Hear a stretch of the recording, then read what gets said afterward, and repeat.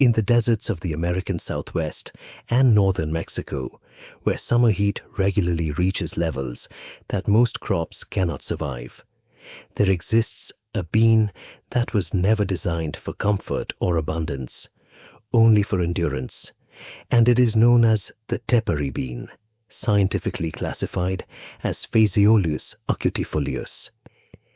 For thousands of years, long before irrigation canals, chemical fertilizers, or mechanized farming, this small and unassuming bean formed the backbone of survival for desert communities who understood that food security depended on reliability rather than yield alone. Archaeological and genetic evidence shows that the tepary bean was domesticated more than 5,000 years ago, most likely in the Sonoran Desert, by people who carefully observed which plants endured extreme heat, limited rainfall, and depleted soils.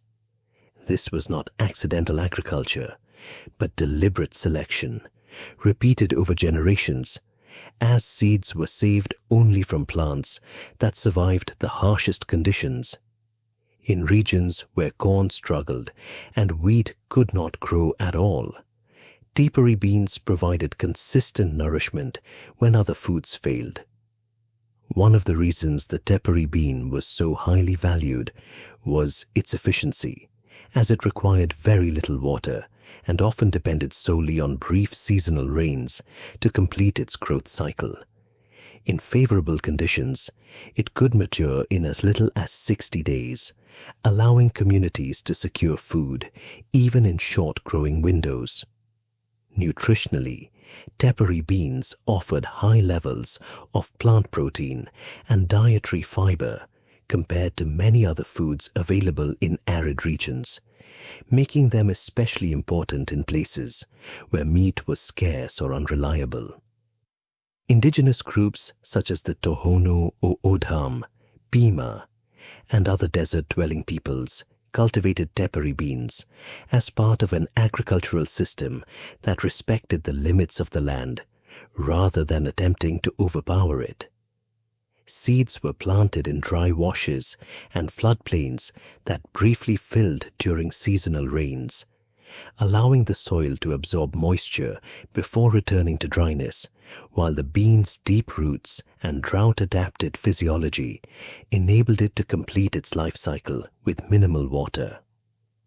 The tepary bean was not grown for excess or export, but for certainty, as families depended on it because they knew it would grow even when conditions were unforgiving. It was eaten boiled, ground into flour, or added to simple stews alongside other desert foods, forming a steady and dependable part of daily meals. For centuries, this bean sustained stable communities in one of North America's harshest environments, proving that survival in extreme climates required patience, observation, and respect for natural limits.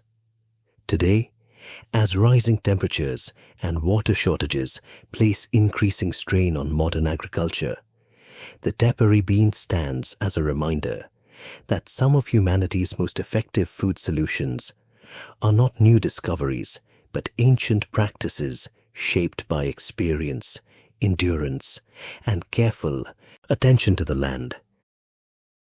To understand why the tepary bean mattered so deeply, it is necessary to understand the land where it was grown, because deserts are not empty or lifeless places, but environments that demand discipline, restraint, and careful decision-making from those who live within them.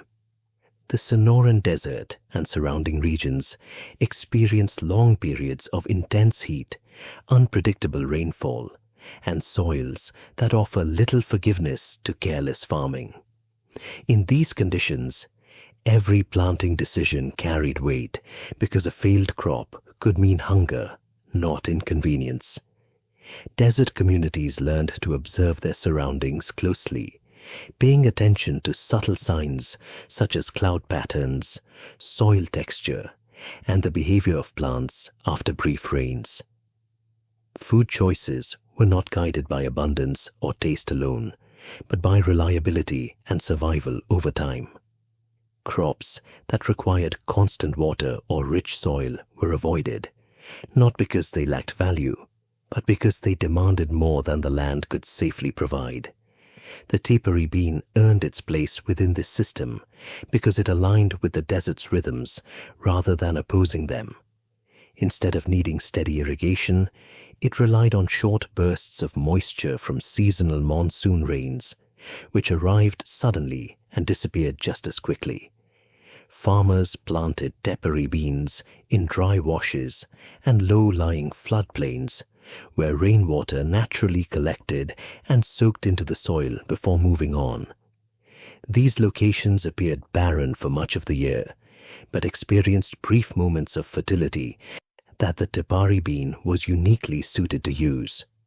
Once planted, the bean germinated rapidly, sending roots deep into the soil to capture remaining moisture, while its above-ground growth stayed modest and efficient. This approach allowed the plant to complete its life cycle without exhausting the land or depending on continued rainfall. Farming in this way required patience and timing rather than force, and success depended on understanding when to plant rather than how much to water. Over generations, this knowledge became embedded in daily life, passed down through observation and practice rather than written instruction.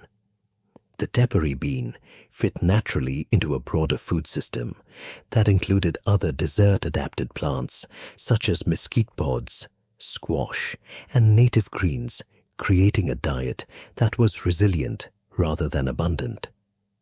This method of farming did not attempt to turn the desert into farmland resembling wetter regions, but instead accepted the desert for what it was and worked within its limits. In doing so, communities achieved stability in an environment that outsiders often considered uninhabitable. The success of the tepary bean was not the result of advanced technology, but of restraint, attentiveness, and respect for natural cycles, qualities that modern agriculture often overlooks. By understanding how people once farmed successfully in extreme heat with minimal water, we gain insight into why the tepary bean endured for thousands of years and why its lessons may still matter today. Long before written records or formal agriculture, the tepary bean earned its place not through theory, but through repeated survival under pressure, and this is what separated it from many other early crops. Archaeological findings and genetic studies indicate that tepary beans were domesticated more than 5,000 years ago in the Sonoran Desert region, making them one of the oldest cultivated legumes in North America. This domestication did not happen by chance. Desert farmers carefully observed which plants consistently produced food despite extreme heat, poor soil, and unreliable rainfall, and over many generations, they selected seeds from the strongest survivors. In an environment where resources were limited, experimentation carried risk, so crops were chosen based on trust built over time. Unlike grains that required longer growing seasons or more predictable water, the tepary bean offered speed and certainty. It matured quickly, often within 2 months, and provided a reliable source of protein in regions where hunting was unpredictable and meat could not be depended on year-round. For this reason, many desert communities planted tepary beans before planting grains, understanding that survival depended on securing protein first. The bean's nutritional profile supported this decision, as tepary beans contain higher protein and fiber content than many common beans, along with complex carbohydrates that digest slowly and provide sustained energy. This made them especially valuable for people performing long hours of physical labor in extreme heat. Over time, tepary beans became embedded in regional food systems across what is now Arizona, northern Mexico, and surrounding areas. forming a stable foundation rather than a supplemental crop. They were grown not for surplus or trade alone, but to ensure that households could withstand dry years without collapse. The knowledge required to grow and prepare tepary beans was passed down through families and communities, preserved through practice rather than written instruction, and adjusted slightly from region to region based on local conditions.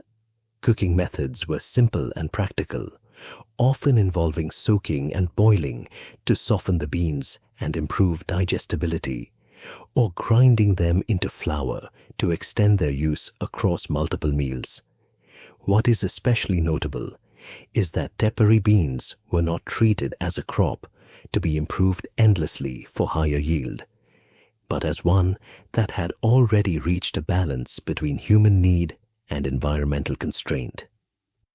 Farmers valued consistency more than expansion, and this mindset allowed the bean to remain productive for thousands of years without degrading the land. By the time outside influences introduced new crops and farming systems, the tepary bean had already proven itself across countless seasons of heat and drought. Its long history is not simply evidence of endurance, but of a careful partnership between people and plant, shaped by necessity, observation, and restraint. Understanding this relationship helps explain why the tepary bean supported desert civilizations for millennia, and why its disappearance later would have consequences far beyond the loss of a single crop.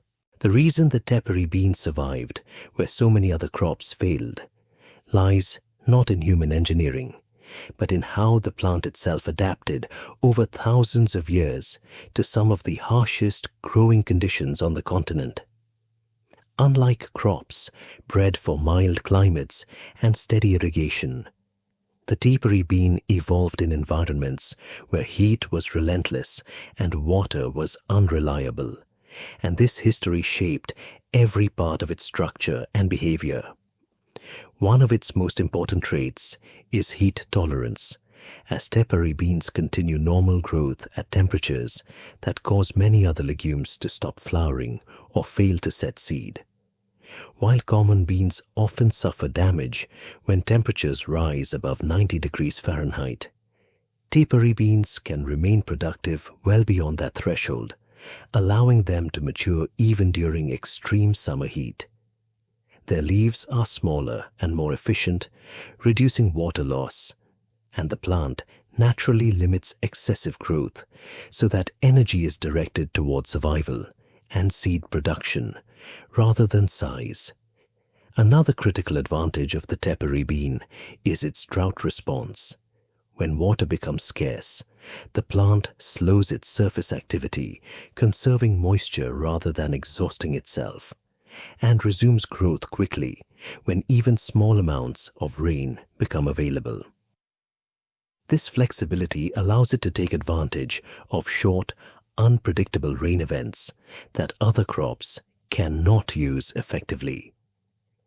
Beneath the soil, the tepary bean performs another quiet but vital function by fixing nitrogen from the air through a natural relationship with soil bacteria.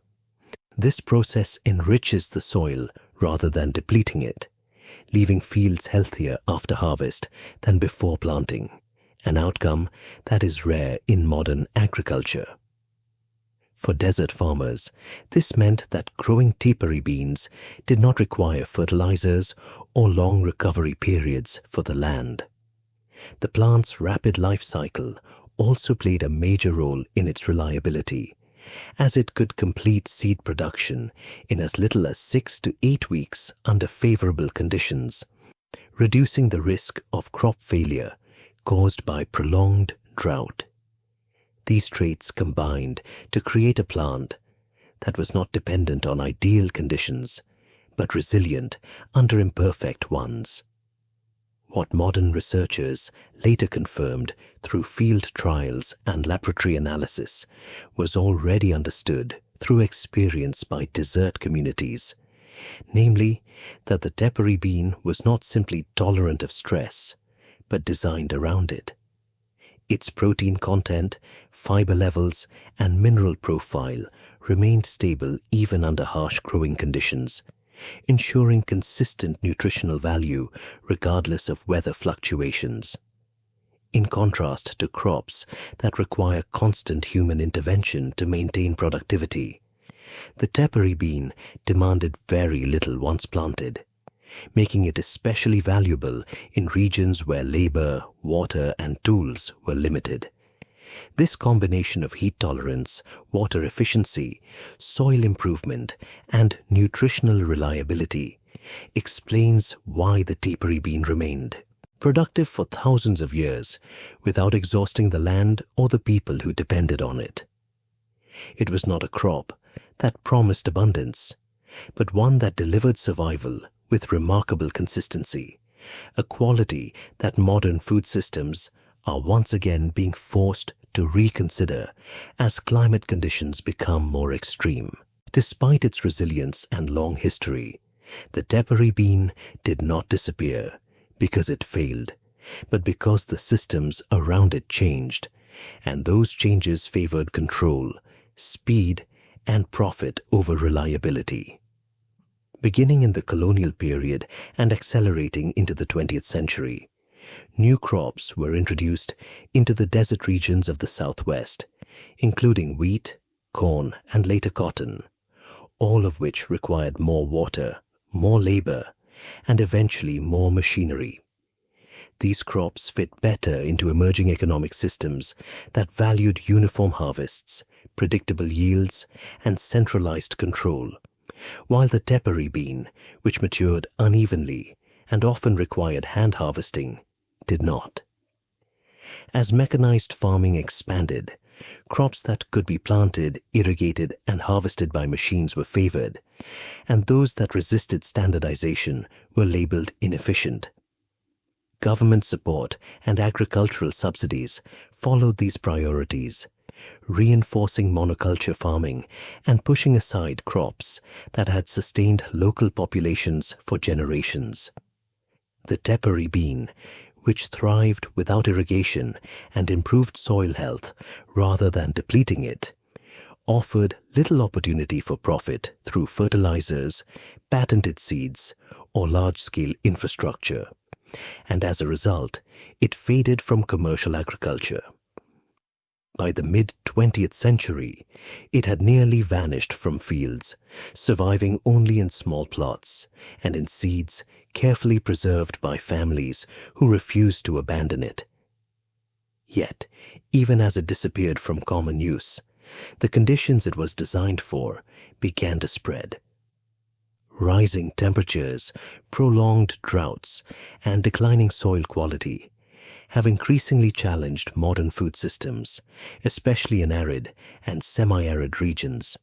Crops that once performed well under predictable conditions now struggle to pollinate, mature, or maintain yields under extreme heat. In contrast, the tepary bean continues to grow and set seed in temperatures that exceed what most legumes can tolerate, using significantly less water while maintaining stable nutritional value. In recent decades, agricultural researchers have revisited the tepary bean not as a historical curiosity, but as a practical response to climate stress, confirming through field trials what desert farmers already knew through experience.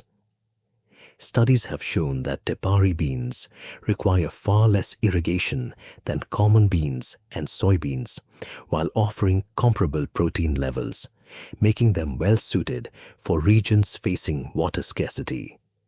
Indigenous farmers and community groups have played a central role in preserving and reintroducing the crop, demonstrating that revival does not require reinvention, only respect for knowledge that already exists. The story of the tepary bean is not about rediscovery, but recognition, an acknowledgement that some of the most effective solutions to modern challenges were developed long ago by people who understood the limits of their environment and chose crops accordingly. as agriculture faces an uncertain future shaped by heat and scarcity. The tepary bean stands as a reminder that progress does not always move forward in a straight line, and that sometimes resilience is found by looking carefully at what was once left behind.